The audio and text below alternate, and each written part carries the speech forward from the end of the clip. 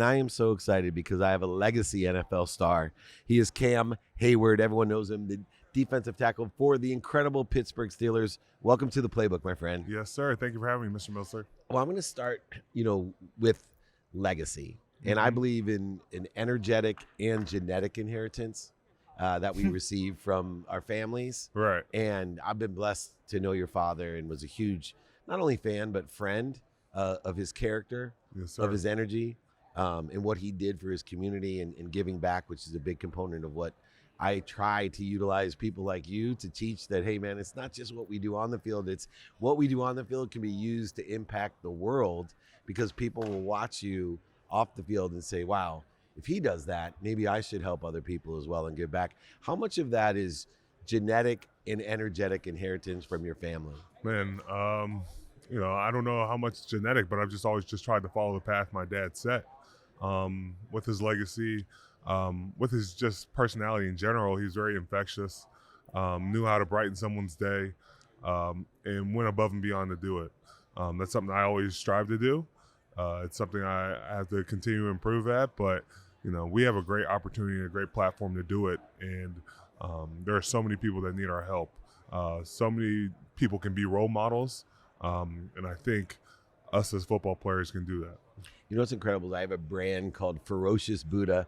Kind of stole the idea from Psycho Bunny, Mm-hmm. where you take like the most gentle creature on earth and make it a psycho. Right. So I take the most calm and enlightened individual and make it ferocious. So I call it the Okay. Ferocious Buddha. And when I watch you play and when I see you off the field, I think of a ferocious Buddha because when I see you off the field, I was like, there's a dude I'd like to hug, hang out with, work the food line with, Right. help other people. And then I watch you play. I saw you play here at SoFi, Oh, and I'm like, holy crap, man, this is or for the butt. Like I'm like, how do you turn on and off that aggressive behavior when you are a peaceful guy? You're here to be of service. man, I'm a lover and a fighter. Yeah. I think, I was always called the gentle giant growing up. But when I step on that field, I'm going to give everything for my team. I like to be tenacious in that way. I always just want to give 110%. And my teammates love it. My enemies hate it. Yeah, I guess. So, it's something I just carry with me. And you're a Buckeye, so that puts you into the Dave Meltzer Hall of Fame. Because anything a Buckeye asks, Robert Smith's a good friend. All the old guys know whatever a Buckeye needs, all they got to do is ask. Right. But there is a lot of lessons that are learned by playing at Ohio State. Yes. And that's why so many of the great NFL players played at Ohio State. Right. And I love watching, the pre-announcement when they're like, this is Cam Heyward, the Ohio State University. What do you think is so special about Ohio State on the character side of things? Because it's not just talent, right? There's tons of Right. schools that get Tons of talent. five-star everywhere. talent. I got the opportunity to be coached by Jim Tressel. And I remember when I was getting drafted, the main things my mom looked for was who's going to take care of me on the field and off the field. And when we talked to Coach Tress, he had 5 big things, whether it was being good in the classroom, spiritually, just mentally, physically, and then just being a good football player. He was always concerned with the entire person. And through my times, I thought I got better at that. And it's interesting you mentioned spiritually because very few athletes, let alone professional athletes, talk about spirituality. Right. And I personally, I write books that are business spiritual books. I'm on the Transformational Leadership Council. I'm a quantum healer. I theta meditate. So I'm a very spiritual person, but I'm Right. also probably one of the most pragmatic business people you ever meet. So like you're ferocious on the field, I'm ferocious in the boardroom, utilizing that same Zen type of quality. In fact, one of the things I love, I'm business partners with Warren Moon, who I think you know as well. Yes, sir. But I called him QB1 Kenobi because, there's no more fearsome competitor than him, but he has this majesty of calmness. What do you consider that spiritual piece that like Coach Tressel, and I know Coach Tomlinson also is a spiritual guy. Right. How do you utilize your spirituality in your life, and what lessons did you learn that's carried forward? Through my own trials and tribulations, whenever I felt out of whack, God always brought me back centered. And he gave me a calmness to rise through the storm. Is it always easy? No, but God puts you through things that he knows you can take care of and conquer. And that's always just resonated with me everywhere I've went. And I got to shift gears. I do a show with Mike Tannenbaum. Yes. We do a football executive talk show. I'm on XM Sirius. I do some football stuff too. But the biggest call that I had, I said, I don't know why I feel this way, but that Raider-Charger game, it's going to come down to some overtime decision. And, I just have this feeling. And I very rarely do I give like these feelings public notice. Right. Anyway, I called it completely. But the one thing I couldn't imagine is what it was like to be sitting there watching the game, because in your wildest dreams as a football player and as a football executive, right. I'm thinking nobody even thinks of these types of scenarios. No. You're not prepared for it. It's like you're either rooting for him to win or lose. Yes. Not for a tie. Not at all. That's ridiculous. How were you feeling and what was going through your head when that was going on? I'll explain it to you. So first quarter, I'm on my couch. Second quarter, I'm like, okay, I'm still on the couch. Third quarter, I'm starting to inch up. Fourth quarter, I'm on the floor right next to the TV. Overtime, I'm standing up in a tizzy, trying to figure out how this game's going to end. Last play, man. Like when he called timeout, were you like, yes? When he called time, I think the biggest play in that game was the Josh Jacobs run. Yeah, 12-yard run. It changed everything. If he got stopped, I think he game got was stopped. over. The game was over. Yeah. But he got so many yards, they were like, we have to at least go for this, or we're just going to look like idiots. Yeah. But, if I see Josh Jacobs around, I'm going to say thank you. Yeah. Sorry we couldn't do more with it. It still was an extraordinary football moment for me watching the game, even though I live in San Diego, so I have some partiality to Justin Herbert. And what he did in the fourth quarter and the overtime, to me, showed me we have a big future. Right. Josh Herbert. Justin Herbert, right? I mean, yeah. Justin Herbert. I got just Josh got done Jacobs. talking to him at the Pro Bowl. Yeah. But, man, he is special. The amount of fourth down plays he converted. I know everybody was tired in that game because they were doing hurry up the entire time. Yeah. But he converted every single one. And you're like, man, the only way they're going to win is this. The only way Oakland. But Las Right. Vegas is going to win is if, they have the ball last.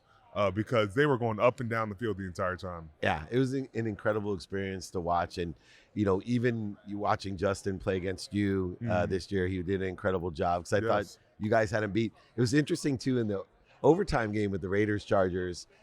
At one time, I think in the second quarter, the score got squirrely. Right? I kept my eye on it could be a tie. It could be a tie. It could be because I'm sitting there and then all of a sudden I'm like, no way, it's a tie. It's like a 2-point difference or something. You all start looking at that and you're like, okay. And then you're like, damn, they got the 2-point conversion. Now it becomes even more attainable. So it was an unbelievable game in the regular season. And now I want to talk about your foundation. Yes. We had talked about your inherent energetic and genetic inheritance of being a good person, of being a kind person. But giving back has been a big part of your family's legacy. And you have the Heyward House. Yes. And what inspired you to create the house, and what are you guys doing today that people can support? So, all throughout my career and out my life, I've had role models who helped me to reach this platform. And I want to provide that for the youth and underserved children so they have those opportunities as well. So we started the Heyward House in 2015. My mom and my wife helped me and my aunt as well. And, it's blossomed. We serve underserved youth in both Pittsburgh and Atlanta, both places I grew up. We provide book bag drives. We have a birthday club around my birthday where we just celebrate a bunch of kids' birthdays. They don't even get a chance to really celebrate. We do a special drive. It's called Craig's Closet, which is dedicated to my dad, where we collect suits for young men for job interviews, proms, college interviews. My dad's old saying was, if you look good, you play good. And it's providing that, service that they need.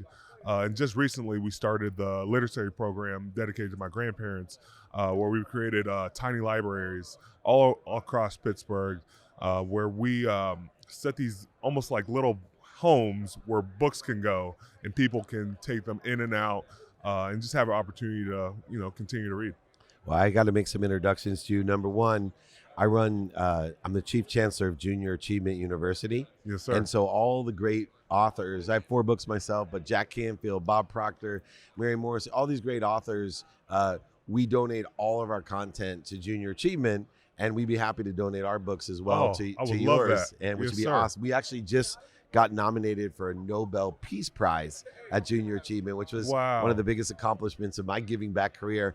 And then please get my number, because my wife's on my butt right now. I probably have 100 suits that I can donate. Now, the problem with me is probably like you, just the opposit. But no one's big enough to wear. There's not that many people built like me. You think more people are built like me? More people are built like 5'7", exactly. Well, I got 100 suits that I'm publicly donating to the Heyward House, and they're expensive suits. So, those guys will look great. I will tell you, I grew up poor in Akron, Ohio, single mom, 6 kids. My mom packed our dinner in a paper bag, drove us around in a Country Squire station wagon after she taught 2nd grade to fill up turnstiles at convenience stores with greeting cards. Yeah. And when I got out of law school, I had to do interviews. Yeah.